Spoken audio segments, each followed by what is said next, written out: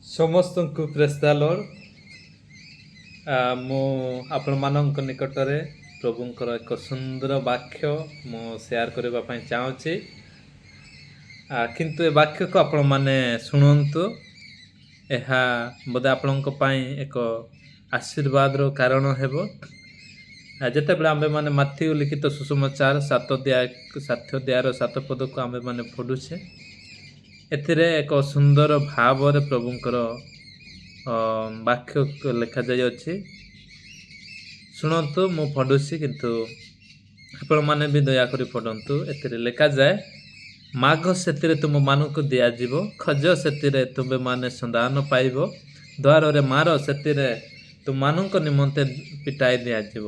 ପ୍ରଭୁ ଯୀଶୁ ଖ୍ରୀଷ୍ଟ ଏକ ସୁନ୍ଦର ଭାବରେ ଆମମାନଙ୍କ ସମ୍ମୁଖରେ ଏ ବାକ୍ୟକୁ କହିଅଛନ୍ତି ଯେ ମାଗ ସେଥିରେ ତୁମମାନଙ୍କୁ ଦିଆଯିବ। ଆପଣମାନେ ପ୍ରଭୁଙ୍କ ନିକଟରେ ମାଗନ୍ତୁ, ପ୍ରଭୁ ଆପଣମାନଙ୍କୁ ଦେବେ। କାରଣ ବାଇବେଲରେ ସେ କହିଅଛନ୍ତି ଯେ ମାଗ ସେଥିରେ ତୁମମାନଙ୍କୁ ଦିଆଯିବ। ହୁଏତ ଆପଣମାନଙ୍କ ଚାକିରି କ୍ଷେତ୍ରରେ ହୁଏତ ଆପଣମାନେ ଚାକିରି ଖୋଜି ଆପଣମାନେ ଥକିଗଲେ, କିନ୍ତୁ ପ୍ରଭୁ ଯୀଶୁ କହୁଛନ୍ତି ଆପଣମାନେ ମାଗନ୍ତୁ। ପ୍ରଭୁଙ୍କ ପାଇଁ ସମୟ ଦେଇକି ଆପଣମାନେ ମାଗନ୍ତୁ। ପ୍ରଭୁଙ୍କ ଇଚ୍ଛା ଅନୁସାରେ ଜୀବନଯାପନ କରିକି ଆପଣମାନେ ମାଗନ୍ତୁ। ଯେକୌଣସି ବିଷୟ ମାଗିବେ ପ୍ରଭୁ ଆପଣ ତାହାକୁ ଦେବେ। କିନ୍ତୁ ପ୍ରଭୁ କହିଅଛନ୍ତି ଯେ ମାଗ ସେଥିରେ ତୁମମାନଙ୍କୁ ଦିଆଯିବ।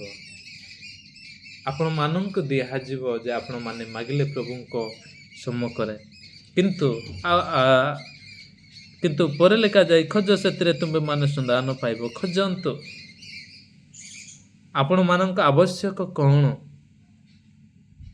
ପ୍ରଭୁଙ୍କ ପାଇଁ କ'ଣ ସନ୍ତୋଷଜନକ ସେଟା ଆପଣମାନେ ଖୋଜନ୍ତୁ। ଆପଣମାନେ ଖୋଜିଲେ ସେଇ ସନ୍ଧାନ ପାଇବେ। ବାଇବେଲରେ ଲେଖାଯାଏ, ଖୋଜ ସେଥିରେ ତୁମେମାନେ ସନ୍ଧାନ ପାଇବେ। ହୁଏତ ହଜିଯାଇଥିବା ବିଷୟ ଆପଣମାନେ ଖୋଜି ଥକି ଗଲେଣି, କିନ୍ତୁ ବାଇବେଲରେ କହେ ଖୋଜ। ସନ୍ଧାନ ପାଇବା ନିମନ୍ତେ ଆମ୍ଭେମାନେ ଖୋଜିବା ଦରକାର। ଯଦିଓ ସେ ସନ୍ଧାନ ଆମମାନଙ୍କୁ ମିଳୁନାହିଁ, ସେ ସନ୍ଧାନ ଆମ୍ଭେମାନେ ପାଇପାରୁନି, ଆମ୍ଭେମାନେ ଚୁପ୍ କରି ବସିବା, ତାହେଲେ ଆମେ କେମିତି ସେ ସନ୍ଧାନକୁ ଆମ୍ଭେମାନେ ଜାଣିପାରିବା?